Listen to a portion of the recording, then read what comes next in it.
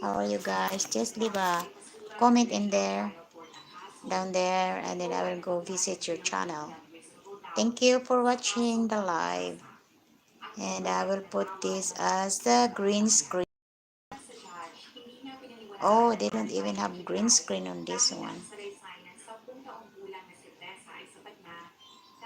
So I don't know how to do green screen on this one. This phone is old. Let me see.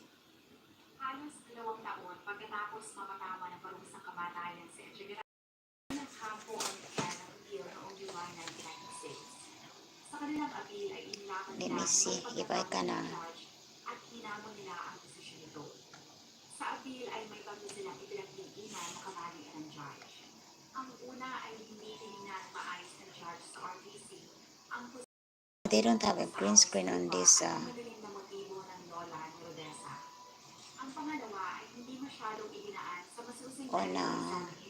on this phone.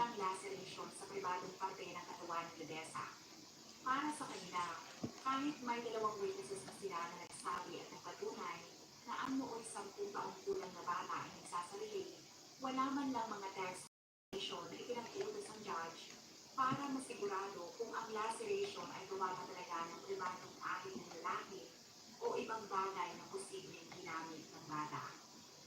Ang pangatlo ay hindi pinansin ng judge ang certificate na ipinakita ng Echegaray na magpapatunay na ito ay nasa Parañaque at wala sa Quezon City.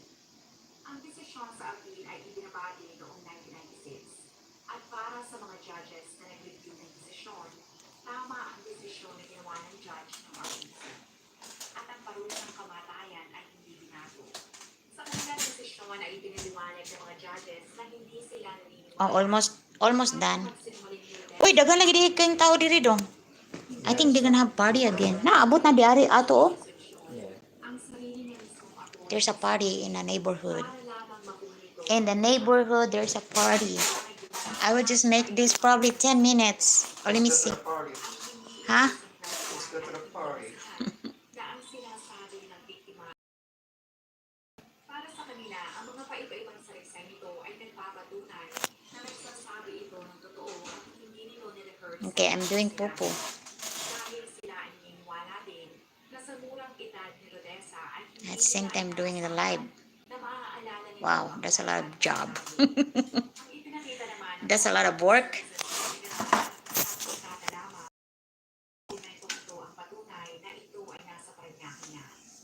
Idinagdag din nila na walang witness na ipinresenta ang hapon Echegaray na susuporta sa kanyang alibay. Sinugot din nila ang katanungan ng hapon Echegaray tungkol sa bakit hindi idinaan sa masusing examination ang laceration na nakita sa pribadong parte ng katawan ni Rodessa. Para sa kanilang magkasya ang pribadong parte ng katawan ni Echegaray sa bata.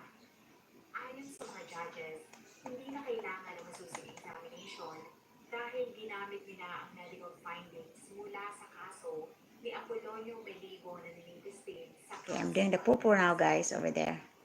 I'm doing the live on the other phone. I'm using this this very own. Ay inilarawang inastic o nababana. Pagkatapos ma-deny ng appeal ni Echegaray, nagbalik siya ng abogado at noong August 6, 1996, okay, I'm gonna go back to me. Hi, how and Hoa. At para maligtas sa kamatayan sa Echegaray, noong August 23, 1996, nagsumiti ulit sila ng isa pang appeal na tinawag na Supplemental Motion for Reconsideration sa Supreme Court. Sa pagkakataong ito, hi, how and Hoa. I'm doing the live, in-person live right now because I don't have anything to do. I'm just gonna make this as like probably 10 minutes and then I'm gonna get the highlight. And after that, I'm gonna make this as a silent live. Para sa kanila, hindi inamin ni Echegaray at totoong relasyon nila kay Rodessa. Ang kanilang question sa Supreme Court ay ano ang dapat too dark. Thank you for coming to the live How and Hoa Gaming channel. I appreciate it. And Thank you, everyone. Ay kung hindi malinaw ang batas ng Pilipinas tungkol dito, hindi makatarungan ang pagpapataw ng kamatayan kay Echegaray. Pero ang I don't have anything to do. So, do the live every minute of the day. Ayon sa desisyon, hindi nila babaguhin ang desisyon dahil naniniwala sila na hindi magsisisi. I'm just gonna make a 10 minutes. Hindi nito kayang tiisin And, ang mga trauma na maaari nitong matanggap. chatting sila si Neldo nga wala si Kuan, wala si Lola Untubag. Okay. Wow, I got two phones right now that having a live. Hopefully, yeah. I'm done with my Do you want this one? Who's that? No. Your phone? You don't want that? No, that's the timer. I timer my thing, my popo. I'm done with my popo now. Okay, let me close my popo. Ang duda ng kampo ni Echegaray sa batas na ito ay niliwanag ng Supreme Court. Confirm. Pinaliwanag Confirm. nila ang kanilang desisyon ay ibinase mismo nila sa mga sinabi ni Echegaray sa tabi. Okay, what else? At ito ang dahilan kung bakit hindi na kailangan ng DNA test para lamang mapatunayan kung siya ba talaga ang ama o hindi ama ni Rodessa. Sa napakaraming pahina ng kanilang desisyon, ayon sa Supreme Join the Court, party for 1 hour. Sit in the crown seat. kandidato niyang parang Early si seat. Rodessa. Ang nooy 10 taong Okay, let's see. ay tinawag ding papa si Echegaray. Sa kanilang depensa ay hindi na kailangan ng DNA test dahil maging ang live-in partner noon ni Echegaray na si Rosalie ay sinabi na meron silang 4 na mga anak. Kaya hindi na kailangan parang DNA test dahil kahit paikot-ikutin o questionin pa ang relasyon nito kay Rodessa, wala pa rin lusot si Echegaray dahil sila ay nakatira sa isang bahay lang. Live. Ay hindi maikakailan ng live-in partner o sa batas ng Pilipinas ay tinatawag na common law husband ni Rosalie na ina ni Rodessa. Ang publiko ay hati sa desisyon ng Supreme Court. Ang iba ay sumang-ayon sa desisyon ng Korte. May mga ibang abogado naman na hindi sumang-ayon sa desisyon dahil para sa kanila, hindi ito ang tamang paraan para takutin ang mga kriminal sa paggawa ng masama. Ang mga human rights activists ay binitigos din ang desisyon dahil para sa kanila ay tila ang parusang kamatayan ay para lamang sa mga mahihirap at mga walang kakayahan na maipagtanggol ang kanilang mga sarili. Ayon sa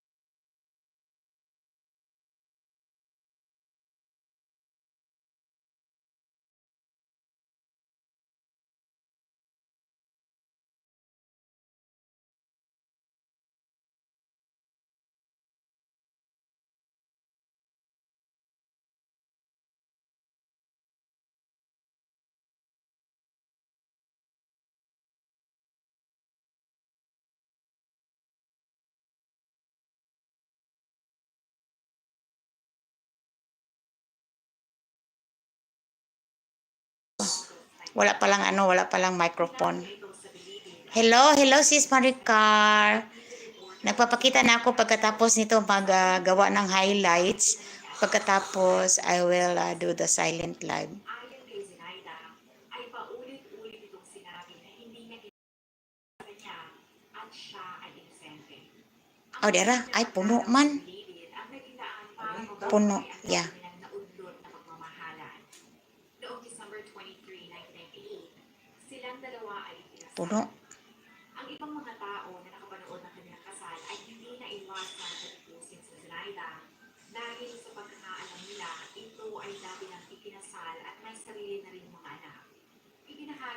Zinaida na ilang linggo bago parusahan ng kamatayan si Echegaray ay malimit itong magbasa ng Bible at mga preso at malimit din itong magbasalyo. Ang noong presidente si Estrada ay Wow, naka 11 na 11 minutes na ako. Mag-ano na ako. I will do the silent live na. Thank you, Sis Maricar. ang parusang kamatayan ay maaaring maging daan para matapos Gawa ako ng ano, guys. Gawa ako ng... noong January I'm gonna make a highlight. Pero 3 oras bago ang nakapatang schedule, ang bilibid ay ito sa Supreme Court na Episcopal hanggang June 15, 1999 dahil gusto nilang bigyan ng pagkakataon ng Kongreso na tingnan muli ang batas ng Republic Act No. 7659 na isinabatas noong taong 1993. Ang kampo ni Echegaray ay hindi nagsaya ng oras at agad sila nag-file ulit ng motion sa Supreme Court para ma-review ng mga ito ang kanilang desisyon. Ang pangyayari nito ay hindi na gusto nga ng mga supporters ni Rodessa. Ang First Lady Luisa Lourdes Oh, I clean up my moderator. How and who gaming. Hold on. Let me put it back because I'm like from time to time it's better to clear your moderator. I clear all my moderator. Hold on, let me give you a moderator list, okay? para ipahayag at sinabi ni Rodessa sa isang video interview na hindi Hold on. hanggang si Echegaray o makatawa ng pulis ng sinasaya. At sinabi din niya na Okay, hold on. sa mga biktima na nakaranas ng mga abuso. Okay, I give you back. I already give you back because I clear up my moderator list for a little bit. And then the one that 122 members ang bumoto na hindi nila i-review ang Republic Act No. 76. No, it's okay. It's okay. How? It's okay. You can come anywhere, any live. As long as you're not doing live in your for example in your phone, and then you have another phone, and then you go to another live too, and then that's why I don't think that's a good. I just heard also from another content creator that if you do live, just if you want to support your friends, go to your another account and then support them, not your main account, because it's gonna hurt. I think it's gonna hurt the views. But I already put you back the ang mga malapit na eskwelahan. Naglagay din sila ng mga barbed wires at nagtalaga ng karagdagang mga gwardiya. Ang lahat ng radio at news outlet ay nakasentro ang atensyon sa mangyayari.